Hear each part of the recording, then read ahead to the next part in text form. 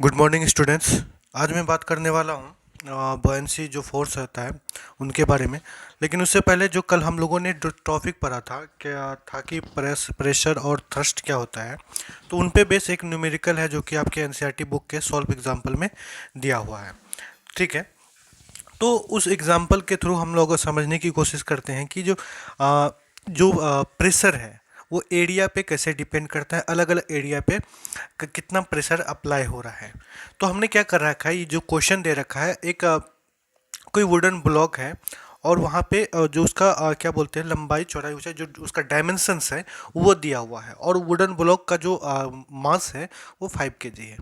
ठीक है, तो हमसे पूछ रहा है कि जब एरिया 20 सेंटीमीटर और 10 सेंटीमीटर हो तब कितना होगा, उस पर प्रेशर कितना अप्लाइड होगा, और जब एरिया 40 सेंटीमीटर इंटू 20 सेंटीमीटर हो तब कितना होगा। ये दोनों केस है और दोनों केस के लिए हमने यहाँ पे फिगर बना रखा है, आप ध्यान से देख सकते हैं वीडियो को पॉज कर करें। ठीक है, तो सबसे पहले अपन क्या करेंगे, इस ऑब्जेक्ट में फोर्स कितना अप्लाइड हो रहा है, फोर्स कितना अप्लाइड है उसको कैलकुलेट करते हैं। देखो हम लोग पहले से जानते हैं कि वेट जो होता है एक तरह से फोर्स ही होता है, और इसमें फोर्स का फॉर्मूला था मास इनटू एक्सेलरेशन, या फिर weight equals to M G, W equals to M G. हम लोगों ने बहुत बार अप्लाई किया है। तो ठीक है, तो यहाँ से हम लोग क्या कर रहे हैं, इस पे जो फोर्स अप्लाई हो रहा है उसको कैलकुलेट कर लेते हैं पहले। ठीक है, तो हमने लगा दिया formula W equals to M G. Mass कितना है 5 kg, और जी का वैल्यू होता है स्मॉल जी का वैल्यू 9.8। तो हमारा आ गया 49 न्यूटन।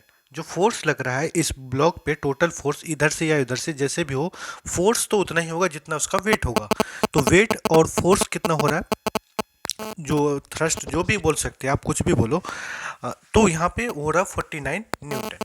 हमें पूछ रहा है कि अब जो एरिया है फर्स्ट वाले केस में, एरिया कितना है 20 और 10 का, 20 सेंटीमीटर इंटू 10 सेंटीमीटर, उस एरिया में कितना प्रेशर अप्लाइड हो रहा है। तो एरिया हमने क्या करा, हमें एल इंटू बी होता है एरिया का फॉर्मूला, तो हमने वही लगा दिया, तो हो गया 200 सेंटीमीटर। 200 सेंटीमीटर को हम लोग ऐसा लिख सकते हैं। ठीक है, तो कितना हो गया हमारा, एरिया निकलेगा, pressure equals to force upon area, हमने इतना न्यू पास्कल आ गया हमारा। फिर उसी तरह से एरिया हमने दूसरे वाले केस के लिए निकाला, 20 और 40 वाला एरिया, तो यहाँ पे कितना हो गया 800 सेंटीमीटर। तो यहाँ पे क्या कर सकते हो, इसको मीटर में कन्वर्ट कर दो, तो ये आ गया। तो force pressure equals to force upon area हमने इस तरह से पास्कल में निकाल दिया। ठीक है, तो ये क्वेश्चन कुछ भी नहीं था। तो जैसे हमने कल बताया था कि जो थ्रस्ट होता है सेम होता है, और प्रेशर जो होता है वेरी करते रहता है, वो एरिया पे डिपेंड करता है। तो वही क्वेश्चन था।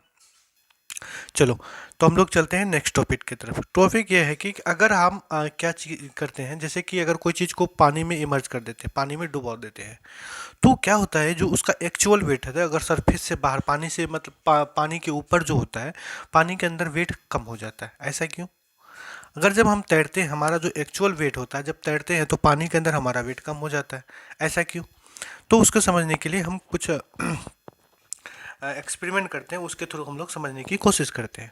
ठीक है, चलो, तो यहाँ पे हमने क्या करा है कि हम लोग को पता है अगर कोई ऑब्जेक्ट सरफेस पे रखा हुआ है तो उस पर क्या होता है, उसके वेट की वजह से उसमें प्रेशर या फोर्स जनरेट होता है। क्या वो सेम रहेगा अगर पानी के ऊपर हम लोग उस वही ऑब्जेक्ट को उठा करके पानी पे ऊपर रख दें, तो फिर क्या होने वाला है?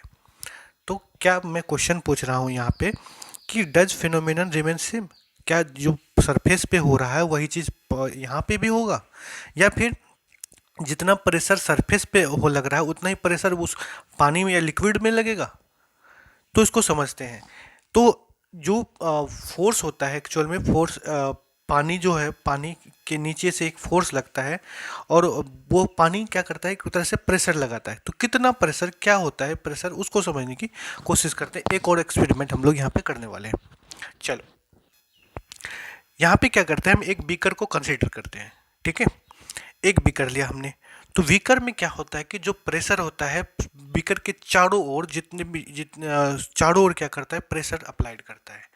तो प्रेशर कैसे चेक करेंगे हम? हमने क्या करा, बीकर में यहाँ से होल कर दिया, तो क्या होगा, पानी कुछ डिस्टेंस पे ऐसे इस तरह से नीचे गिरना स्टार्ट हो जाएगा। अगर प्रेशर जैसे जैसे लो, पानी कम होता जाएगा, ये पानी का फ्लो जो है नीचे की तरफ, तो मतलब पानी पे मतलब जितना पानी होगा उतना प्रेशर होगा। तो मतलब हमें एक बात पता चला कि फ्लूइड के अंदर में एक प्रेशर होता है। ठीक है, ठीक है। तो दूसरा एक्सपेरिमेंट हम लोग ये कर रहे हैं कि हम लोग क्या करते हैं, सेम बीकर में एक बलून लाते हैं। ये बैलून लाया हमने, गुब्बारा जिसको हिंदी में बोलते हैं, बलून जो भी है। तब उसको हमने क्या करा, इसको पानी में, जनरली बलून क्या होता है कि पानी में ऊपर फ्लोट करना मिलता है, तैरने लगता है। हमने क्या करा, कुछ फोर्स से हैंड लेके हाथ से इसको दबा करके किसी तरह नीचे लेते आए, नीचे लाया। तो नीचे आने के बाद क्या होगा, हमने जैसे अपने हैंड को, हाथ को हटाया, तो ये बलून सडनली ऊपर आ जाएगा, यहाँ पे आ जाएगा। तो ये जो हो रहा है, ये कोई भी चीज़ नीचे से ऊपर की तरफ फ्लोट कर जा रहा है, ये मतलब ऊपर की तरफ हमें फोर्स लग रहा है। जैसे आप अपना हाथ को पानी के ऊपर रखो, लगेगा कि नहीं अंदर से कुछ एक फोर्स अप्लाइड हो रहा है, तो उसी फोर्स को बोलते हैं हम लोग बॉयंसी फोर्स बोलते हैं। ठीक है, तो यहाँ पे हमने डेफिनेशन लिख रखा है बॉयंसी क्या होता है। तो यहाँ पे हमने लिखा है, it is the tendency of liquid to applied upward force on the object. ठीक है, लिक्विड का टेंडेंसी होता है कि कोई भी ऑब्जेक्ट अगर उसके अंदर जाएगा तो वो अपवर्ड फोर्स लगाएगा, और उसी फोर्स को बोलते हैं हम लोग बॉयंसी। अपवर्ड फोर्स को बॉयंसी बोलते हैं। तो ये जो अपवर्ड फोर्स लग रहा है इसको बोलते हैं बॉयंट फोर्स, या फिर अपथ्रस्ट बोलते हैं। थ्रस्ट, अपथ्रस्ट, ऊपर की तरफ जो थ्रस्ट लग रहा है उसको बोलते हैं अपथ्रस्ट बोलते हैं। चलो यहाँ पे एक बात हमें और जान लेनी चाहिए, एक बात और जान लेनी चाहिए, लिक्विड के जो अंदर, जैसे कोई पानी है, पानी के अंदर कोई भी चीज़ क्यों डूबता है, पानी के अंदर कोई भी चीज़ क्यों डूबता है, इसका रीज़न क्या है? तो इसका रीज़न बेसिकली ये है कि जो वाटर का डेंसिटी होता है और इसका डेंसिटी होता है ज़्यादा होता है। ये ऑब्जेक्ट का डेंसिटी वाटर के डेंसिटी से ज़्यादा होगा तो ये ऑब्जेक्ट क्या हो जाएगा, डूब जाएगा। और वाटर का डेंसिटी कम, ज़्यादा हो गया और इसका ऑब्जेक्ट का डेंसिटी कम, तो ये फ्लोट करना स्टार्ट हो जाएगा। ठीक है, इतनी बात थोड़ी थोड़ी समझ में आ रही। चलो अब हम लोग इसको और अच्छे से समझने की कोशिश करते हैं।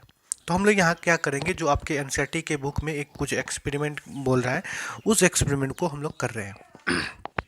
ठीक है, तो हमने क्या करा, एक बीकर लिया, यहाँ पे ये बीकर है, और यहाँ पे क्या है, स्प्रिंग वॉच है, स्प्रिंग वॉच है, और यहाँ पे एक मेटल का जो ब्लॉक है वो हमने कंसिडर कर रखा है। अब हमने क्या करा, इस मेटल के ब्लॉक को पानी के जो थोड़ा सा, जो पानी के जस्ट है ना, थोड़ा सा हमने इमर्ज करा, थोड़ा सा इसको इमर्ज करा। तो अब वहाँ पे हमने वेट जो इसका मास जो है हमने कंसिडर करा कि 200 ग्राम है इसका मास। ठीक है, हमने क्या करा, अब की बार दूसरे वाले केस में क्या करा, ये जो मेटल ब्लॉक है, इस मेटल ब्लॉक को आधा इमर्ज कर दिया, हाफ इमर्ज कर दिया हमने। तो यहाँ पे क्या हुआ कि जिसका वेट जो है, जो मास है इसका, थोड़ा सा घट गया, 180 ग्राम हो गया, 200 ग्राम से 180 ग्राम हो गया। अब हमने क्या करा, अब की बार क्या करें, ये जो मेटल ब्लॉक है इसको पूरा पूरा इमर्ज कर दिया वाटर के अंदर में, पूरा डुबा दिया। अब की बार देखा हमने 150 ग्राम। अब इसको कितना भी डुबाओ, कुछ भी करो, तो इसका जो पूरा इमर्ज होने के बाद इसका जो मास है कांस्टेंट हो जाता है, 150 ग्राम इतना हो रहा है बस। फिर क्या था, हमने ऑब्जर्वेशन करा, जो ऑब्जर्वेशन करा उसको लिखते हैं।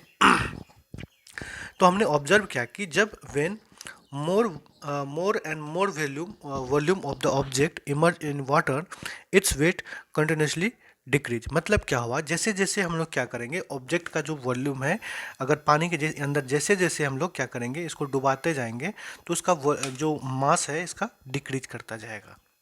ठीक है, तो यहाँ थोड़ा सा डुबाया, फिर आधा डुबाया, फिर यहाँ पे पूरा डुबाया, उसी तरह इसका वेट मास क्या हो जाएगा, वो डिक्रीज करता जा रहा है, वेट भी डिक्रीज हो रहा है।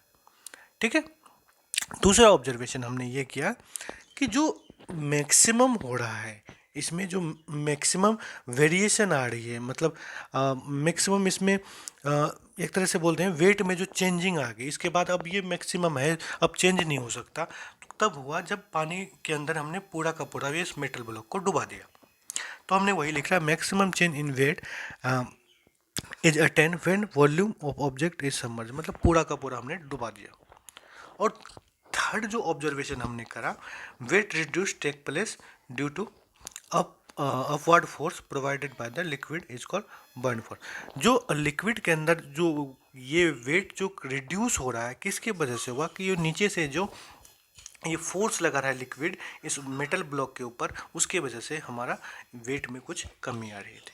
ये 3 बातें हमने ऑब्जर्व करा, ठीक है। तो यहाँ पे हमने क्या करा कि यहाँ पे कंक्लूजन निकाला कि जो जो हुआ ये सारी चीज़ जो फिनोमिनन हुआ यहाँ पे एक कंक्लूजन निकाला। क्या कंक्लूजन है इसका? तो हमने यहाँ पे लिख रखा है more the volume of the metal block submerge in water is more bind force. मतलब क्या हुआ कि जैसे जैसे मतलब सब पूरा का पूरा अगर वॉल्यूम वाटर के अंदर डूब गया है तो वहाँ पे उस ऑब्जेक्ट पे मैक्सिमम बाइंड फोर्स लगेगा। जैसे वॉल्यूम कम अगर इमर्ज हुआ है तो बाइंड फोर्स थोड़ा कम लगेगा। जैसे जैसे जैसे जैसे डूबता जाएगा बाइंड फोर्स वैसे वैसे बढ़ता जाएगा और मैक्सिमम कब हो जब ऑब्जेक्ट पूरा का पूरा डूब जाएगा। तो यहाँ पे हमने एक फैक्टर लिख रखा है कि क्या जो बाइंड फोर्स होता है किन फैक्टर्स पे डिपेंड करता है। तो किन फैक्टर्स पे डिपेंड करेगा? तो बाइंड फोर्स जो डिपेंड करेगा पहला वो वॉल्यूम होगा। वॉल्यूम मतलब जैसे जैसे हम लोग पानी के अंदर चीज़ों को डुबाते जाएंगे, जैसे थोड़ा सा डुबा है तो कम उसका बाइंड फोर्स लगेगा, जैसे जैसे डुबाएगा और वो क्या होगा उसमें मैक्सिमम बाइंड फोर्स अप्लाइड होगा, ठीक है। ठीक है। दूसरा बात है कि यहाँ पे बाइंड फोर्स जो डिपेंड कर रहा है वो डेंसिटी पे। सर ये समझ में नहीं आया।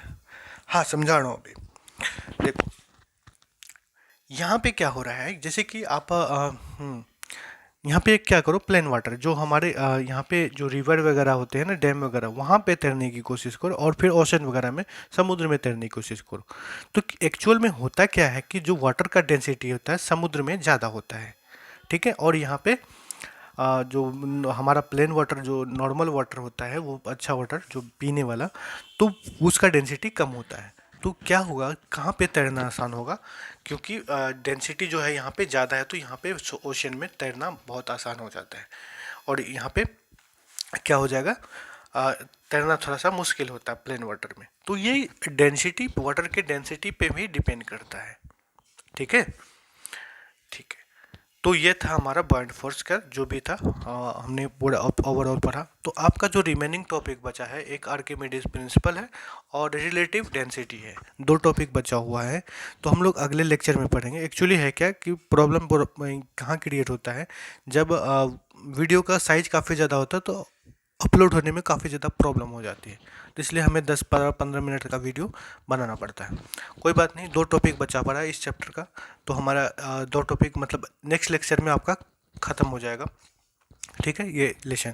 तो आप लोग क्या करो जो ग्रेविटेशन चैप्टर है इसका एनसीईआरटी के प्रॉब्लम जो भी है इसको सॉल्व करने की कोशिश करो और जो दो टॉपिक है उसमें बेस अगर क्वेश्चन है तो उसको छोड़ देना, फिर मेरे मतलब नेक्स्ट वीडियो के बाद आप उसको बना पाओगे, ठीक है।